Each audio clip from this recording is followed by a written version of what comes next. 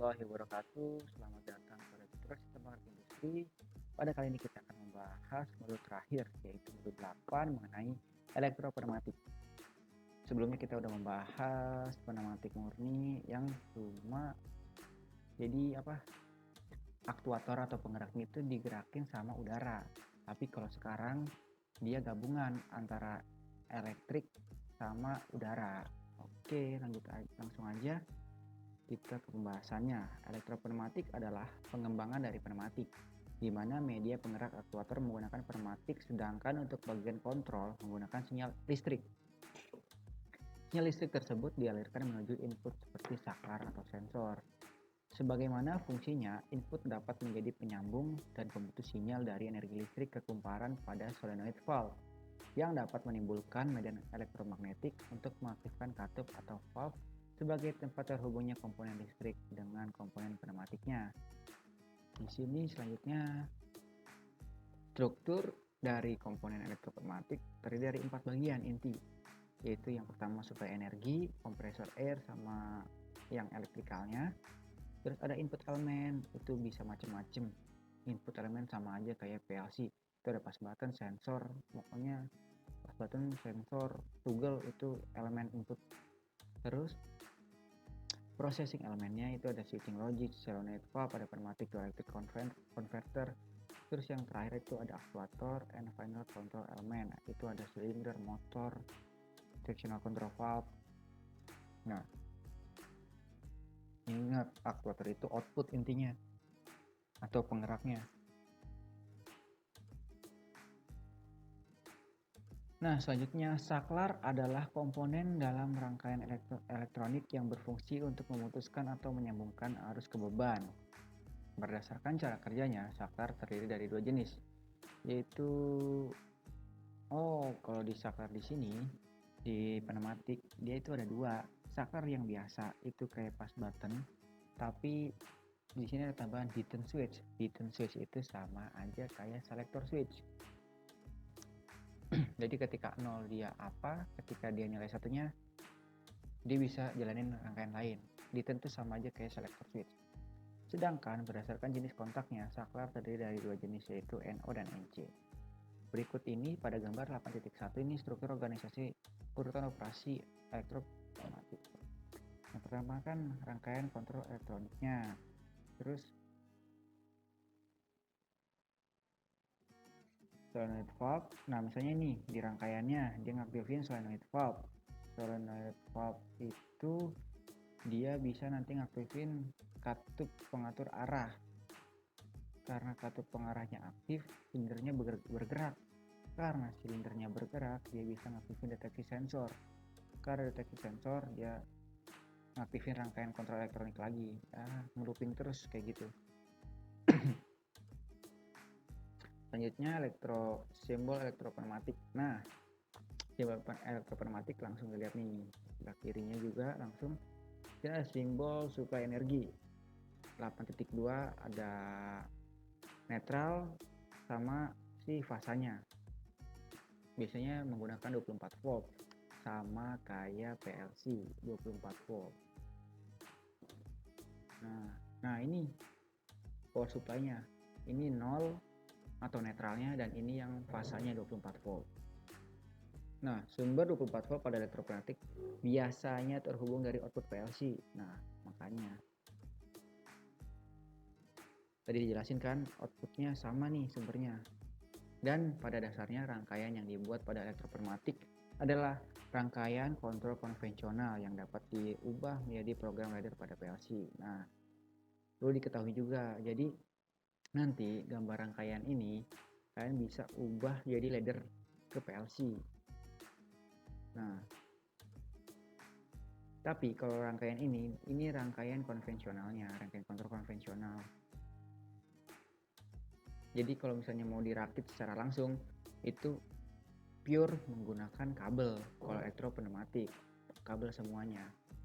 Tapi kalau mau diubah jadi ladder ya paling kan yang kena kontaknya cuma input outputnya doang langsung. Selanjutnya ada simbol saklar. Simbol saklar nih, ini ada pas button, hidden switch. Intinya itu di situ ada di sini manual operasi. Bisa dilihat di tentu sebenarnya ya ini sepertinya dan akan gini. Item switchnya mana? Begini semua ya.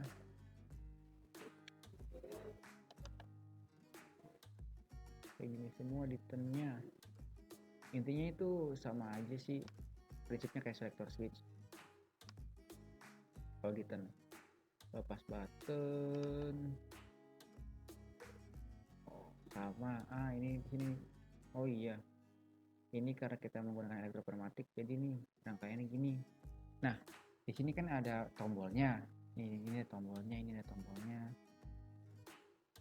Nah di sini nih, di sini kan ada kontak nih, ini ada kontak NO, NO, NC, NC, NO, NO, NC, NC. Nah nanti secara manual kalian bikin apa? Hubungin kabelnya ke sini nih. Kabelnya itu ke sini. Misalnya kalian gunain NO ya kalian gunain NO, colok ke sini NO. Kalau NC kalian colok ke NC. Nah gitu. Selanjutnya, nah kalau yang 20 yang merah itu biasanya kalian colokin ke power 24 volt. Terus yang biru ini buat netral. Hampir sama kayak penggunaan kabel di instalasi listrik. Terus di sini ada simbol proximity switch. Nah, di sini ada kapasitif sama induktif. Nah, di sini kapasitif sama induktif. Kapasitif bedanya sama induktif ya induksi magnet. Nah, harus besi logam.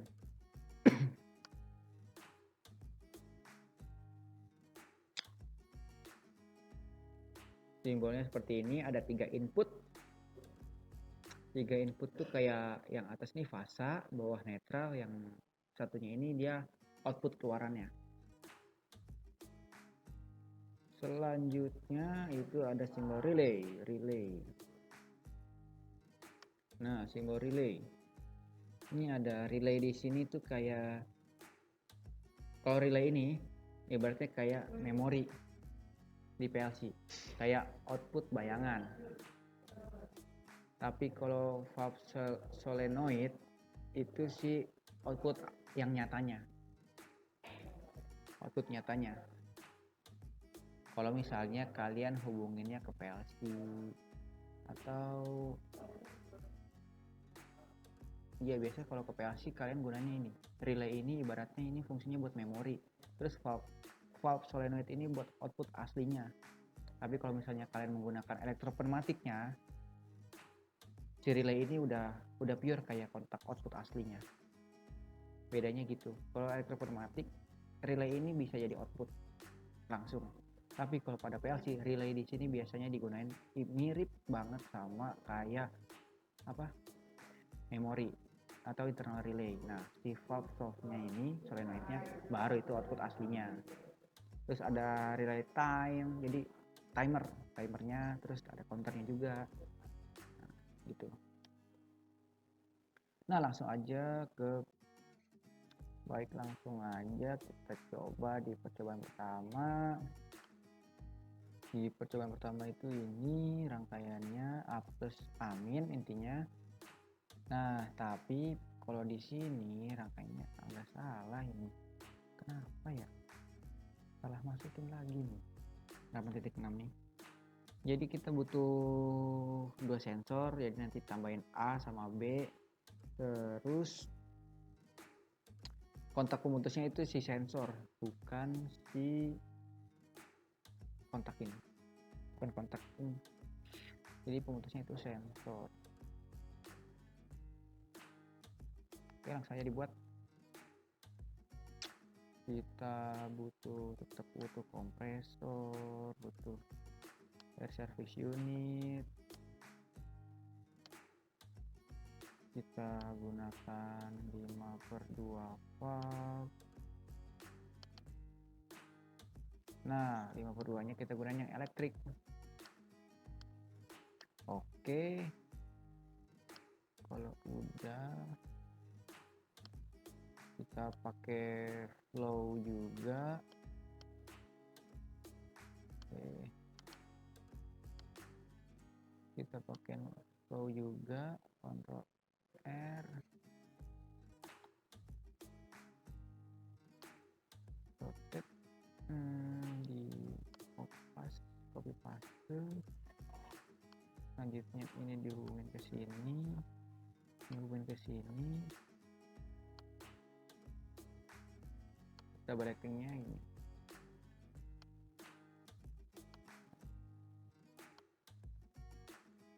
Kita pakai rule kan. Nah, ini A itu 0, terus B nya 100. Terus ini hubungin ke ini. Nah, untuk yang pneumatiknya kayak gini doang. Nah, selanjutnya kita langsung buat yang elektronya. Ini ada netral, di sini ada tegangan 24 voltnya. Kita gunain pas buttonnya, pas button. Terus kita kontakin NO, kontak NO.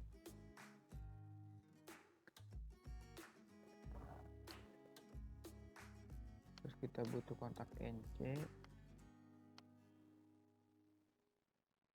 Terus kita butuh relay. Nah,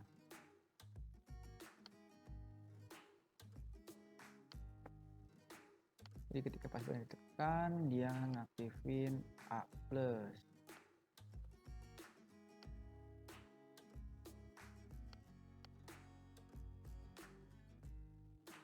terus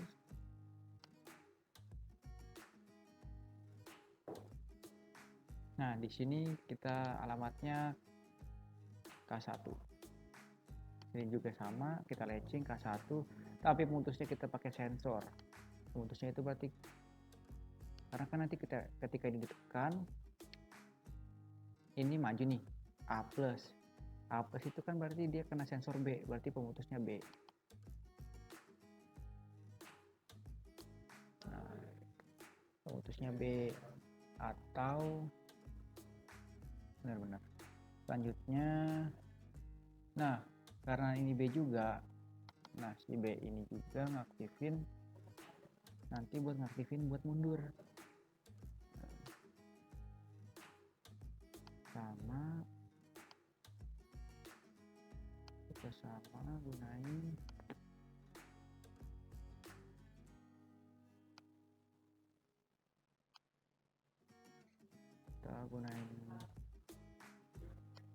relay.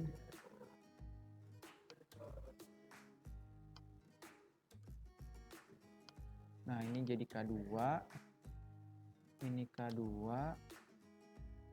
terus ini jadi B. Nah, dan di sini pemutusnya itu A. Nah, ini baru rangkaian elektronya. Terus gimana dia terhubung sama si pneumatiknya? Nah, biar lebih aman, atau jika misalnya ada terjadi trouble, kita gunain output yang langsung terhubung ke pneumatik, yaitu yang valve solenoid. Memang fungsinya ini buat apa? Ini yang bikin terhubungnya antara elektro sama pneumatiknya nih, si valve ini.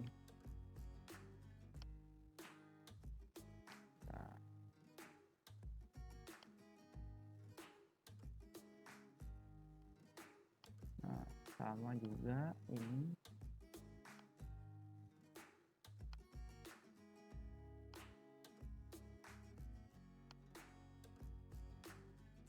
Nah, selanjutnya kasih alamat yang sesuai. Misalnya ini kita kasih alamat labelnya 1, terus ini alamat labelnya 2. 1 ini fungsinya buat A+, 2 ini buat A-. Berarti di sini 1 karena A+, di sini 2 buat A-nya. Nah, sama kan? Nah, di sini makanya yang terhubungnya. kesinambungan antara pneumatik sama elektronya. Next ini kontaknya nih, kontaknya karena ini A+, kontak A+ kan K1. K1. Terus di sini K2-nya apa? Buat amin. Nah, kalau udah coba di simulasiin. Pas button ditekan, oh cepet banget ya. Dipelanin jadi 2. Ketika ditekan, nah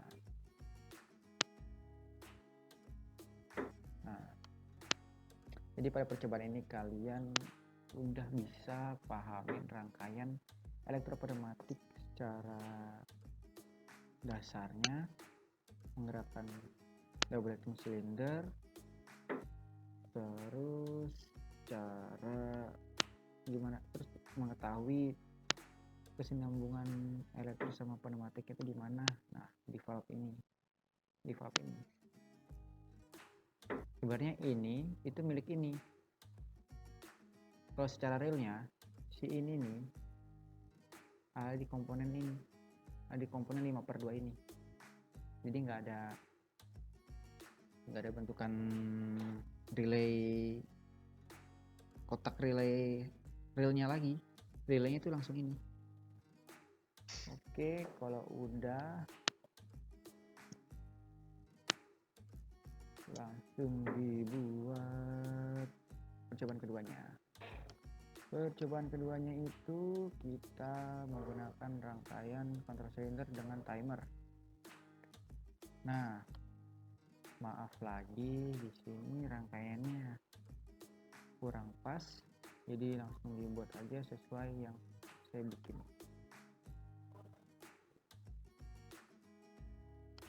Oke.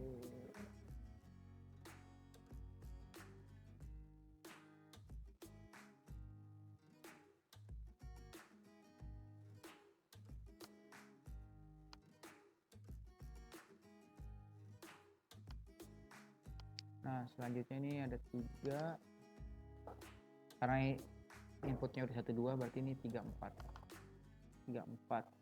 Terus di sini C-nya itu 0, D-nya itu 100. Oke. Terus prinsipnya kayak gimana? Prinsip yang diminta A+, B+, B-,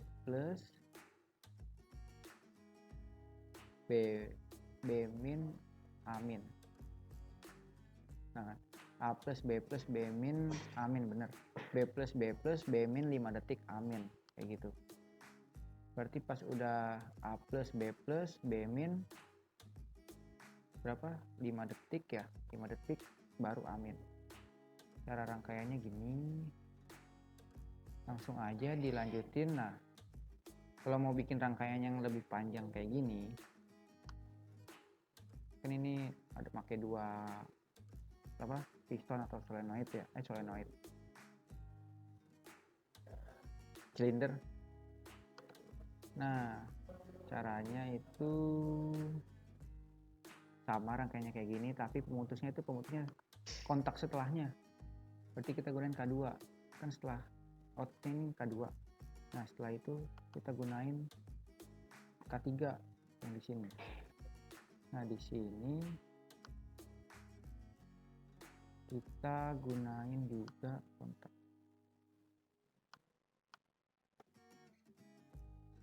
Kalau buat di sini dulu biar lebih jelas. Nah, di sini kan berarti kita mau bikin kontak K3 outputnya.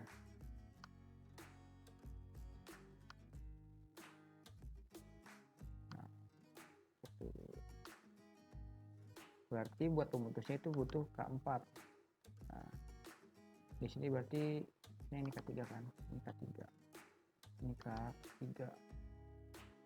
Terus ini, nah kalau misalnya udah bingung kan, ini buat apa ya, ini buat apa, nah ini fungsinya nih, kita bikin di notepad lagi. Ada A+, A-, B+, B-, dicek nih, ketika pas pada ditekan kan A+, berarti K1 fungsinya buat A+.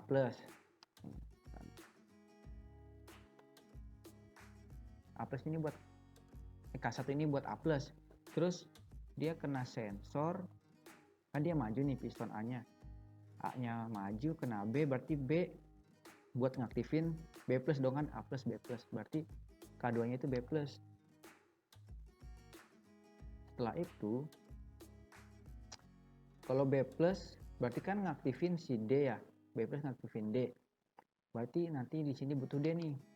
Butuh D. Nah, D itu berarti dia ngaktifinnya apa? A plus, B plus, B min. Nah, berarti di sini K3 nih. K3-nya B min. Nah, setelah itu dibuat lagi kontaknya.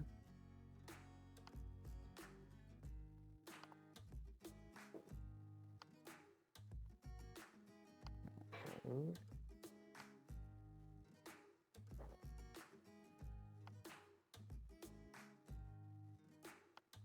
buat lagi kontaknya.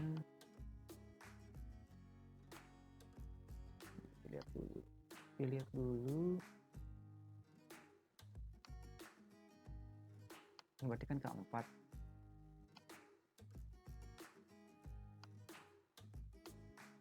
Udah K4 kan. Nah, kalau secara rangkaian kan A plus, B plus, B min 5 detik, A min. Berarti kan si K4 ini fungsinya buat A min. Berarti dia udah selesai dong. Terus siapa nih yang mutusin si rangkaian ini? Yang mutusin itu balik lagi ke awal. Berarti K1. Jadi nanti kalau misalnya ketika ditekan lagi, rangkaian udah nyampe selesai nih, sampai di akhir, udah amin. Nah, pas ditekan lagi, si A-nya ini bisa aktif lagi, karena udah diputus dulu nih, jalur aminnya. Nah, tapi kan di sini kita tambahin timer juga ya. Kita gunain timer di sini. Kan pas B min. Berarti di sini kita gunain K4. Di sini 5 detik kan. Nah, fase netralnya ini fasanya 5 detik. Nah, dalam rangkaian yang sequence kayak gini itu biasain. Jadi untuk ngaktifin rangkaian kedua, dimulai dari yang kedua ini, itu gunain kontak sebelumnya, output sebelumnya. Berarti kan ini K1. Kita gunain ini K1 di sini. Kita gunain K1 di sini. Kenapa? Maksudnya kenapa? Jadi karena suka rangkaian itu aktif terus, nanti dia nggak mau mundur atau nggak mau nyelesain sequence programnya sesuai instruksi yang diinginkan. Berarti di sini K1. Terus di sini kan ini nyalain K3, berarti output sebelumnya K2, berarti di sini kita share nih. Jadi K2. Nah, di sini juga. Nah, di sini karena ada timer, kalian gunain timer karena kan perintahnya 5 detik dulu, bukan K3 yang aktif, tapi harus 5 detik dulu. Jadi kalian di sini jangan gunain si kontak K3-nya, tapi gunain kontak si timer. Nah, oke, T. Bisa juga diinisialisasi T. Nah, kalau udah kita buat rangkaiannya, si outputnya yang kehubung sama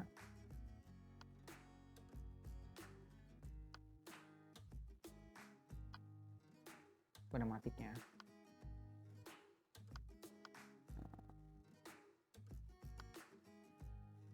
Ikuti yang ada di video ini, yang ada di modul itu ada kesalahan. Nah, outputnya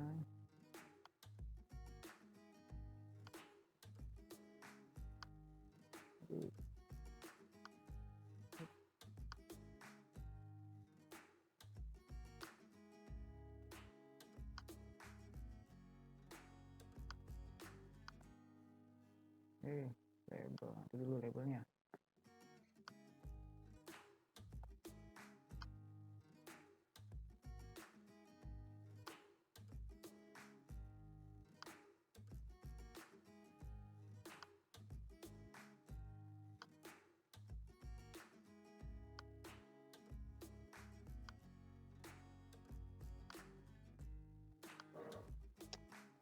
tinggal diurutin aja, ini 1, ini 2, ini 3, ini 4. Nah, biar nggak bingung lagi tinggal dilihat kan catatan yang tadi.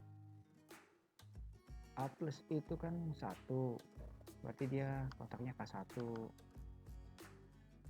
Terus A minus itu kan 2, tapi kontak yang hubungnya K4. Nah, terus ini 3 buat B plus, dia kontaknya K2. Berarti yang ketiga, yang terakhir itu K3 kan. Nah, kalau udah dicoba. Tes A plus, B plus, salah lagi kenapa? Karena alamat D-nya sama, harusnya jangan D di sini, tapi C. Oke. A plus, B plus,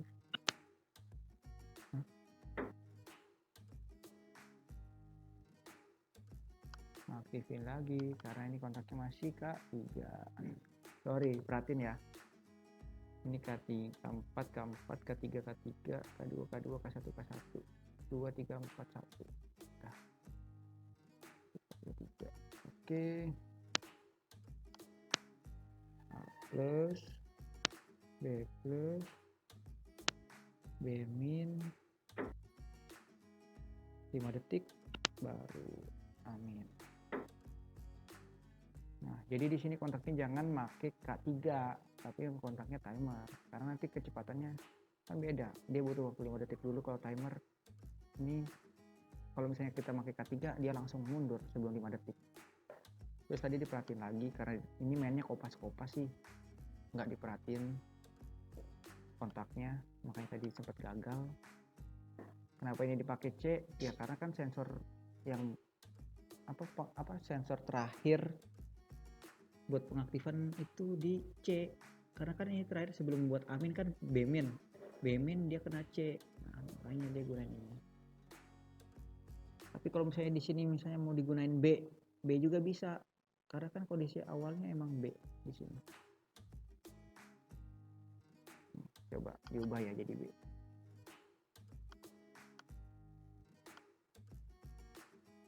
Kalau B.